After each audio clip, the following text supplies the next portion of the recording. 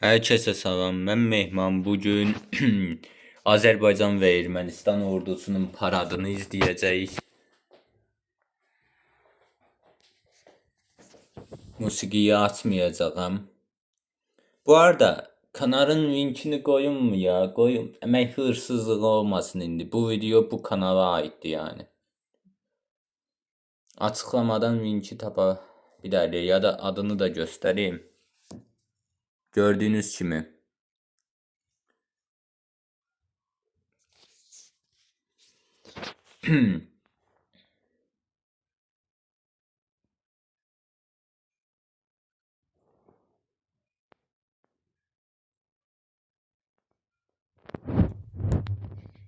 İngilizcene əsas verim. Telif gəl. Zaten telifdən ən çoxu qaldıraram videoyu.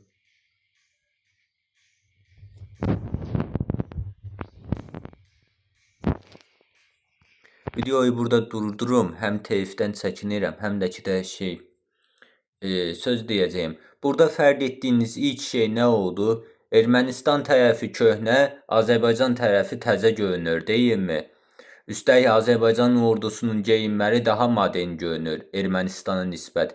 Bunun nədəni əslində qəsdən elənilir. Açıqlayım. Azərbaycan NATO parad və standartlarına görə hərəkət edir. Yəni qismi NATO standartlarına yaxın. Çünki özü də ki də NATO üyəsi Türkiyə tərəfindən eğitilir ordusu. Ermənistansa qarmaşıq bir yapıdır. Həm NATO, həm Rus, amma NATO'dan da çox NATO ilə çox yaxınlaşamır deyə əsasən Asiya ölkələrinin stratejisinə gedir. Həm də güc fərqi dəhşət çox olduğundan bir dəqiqə. Həm də ki də güc fərqi dəhşət çox olduğundan əskəri açıdan köhnəlmiş görüntü işlərinə yarayır.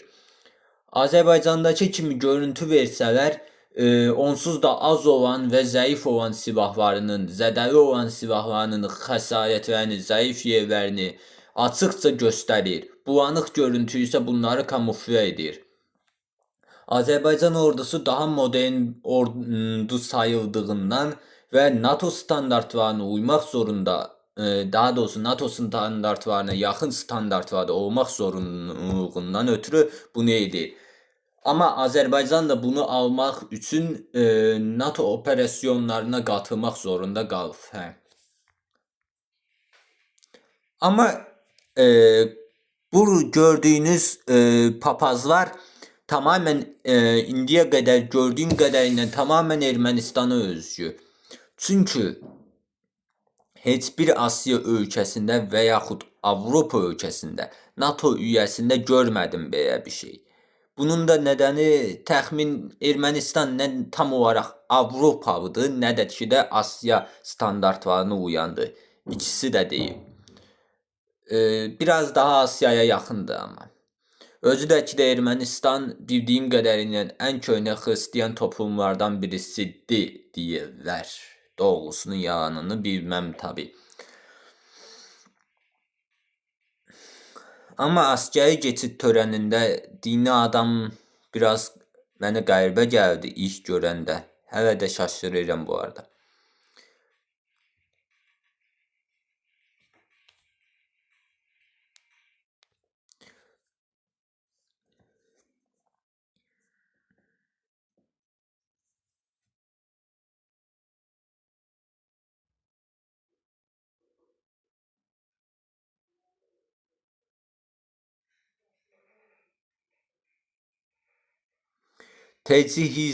Teçhizat yani silahlarınıza bakarsanızsa, formalarına bakarsanızsa da arada nə qədər fərq olduğunu görə bilərsiniz.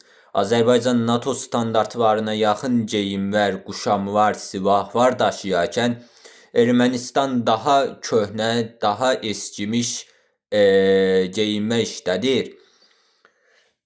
Daha köhnəlmiş bir orduları var. Zaten 2. Qarabağda da nə qədər zəif, daha doğrusu nə qədər köhnə silahlara muhtaç qaldıqlarını görmüşdük.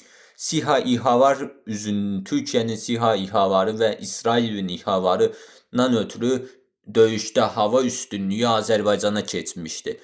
Bu da onların bir çox quru qüvvətlərini imha etməyi asanlaşdırdı. Bu səbəbdən adamlar muzeylərdəki silahlara qədər gətirirdi. Yəni tarixi əsərləri belə orduya qatacaq qədər zor duruma düşmüşdülər. Siz təsəvvür edin. Amma Ermənistan o zamandan sonra yerli SİHA və İHA düzəltməyə çalışır. Bu indilik çox da bir şey deyil bu arada. İndilik çox da bir təhdid deyil, çünki mənzilləri və gücləri azdır. Amma Ermənistan bunu davam etdirərsə, irəlidə Azərbaycan və bir Qafqaziya üçün böyük təhlükəyə çevrilə bilər. Qafqaziyada Rusiya xaricində heç bir ölkə Azərbaycanla güclü deyil əskəri olaraq. Ermənistan da əskəri olaraq güclənməsi ən imkansız ölkələrdən birisidir, hətta möhtəməmin ən imkansızıdır.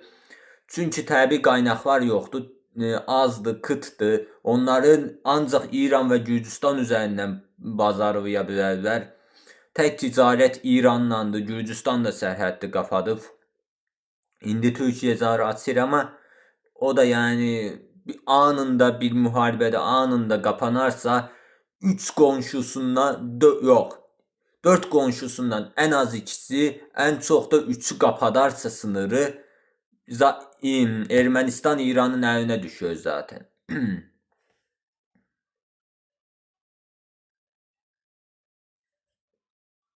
Neyse bu kadar olsun video. Gördüğün davamını artık özünüz izləyəsiniz. Gördüğünüz kimi aradaki fərqlərə baxarsaq, Azərbaycan ordusu biraz daha modern, biraz daha NATO standartlarına yaxınken Ermənistan ordusu biraz daha gericiv və Asya standartlarına daha uyumlu şəkildə görünür.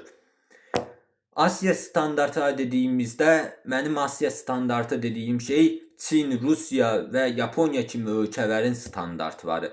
Orada əsasən təchizat arxa plandadır. Əskəri geyimlər, əskəri üniformalarla keçən əskərlər, ondan sonra zəif görüntü ya da nisbətən zəiflətilmiş görüntü və yaxud qadın əskərlərin göstərimi əsas plandadır. Amma xüsusi təyinatlılardır, nə bilim mən, təchizatların çox dəhşətli şəkildə göstərilməsidir, nadir bir olay. Çin kimi ölkə deyilsə zaten eləməz bunu.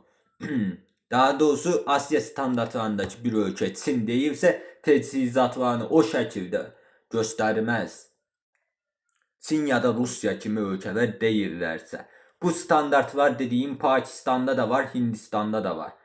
Amma NATO standartları dediyim Türkiyənin ordularına baxırsınız, nə bilim Azərbaycanın ordularına baxırsınız. Oradakı görüntü daha bərraq, daha əskəri, profesyoneli ön plandadır. Daha çox təchizat var ön planda göstərilir. Bunun da nədəni güçlü bir imaj və profesyonelliyi göstərmək, caydırmaq. Neyse bu kadardı video. Özünüze yaxşı baxın. Sağ olun.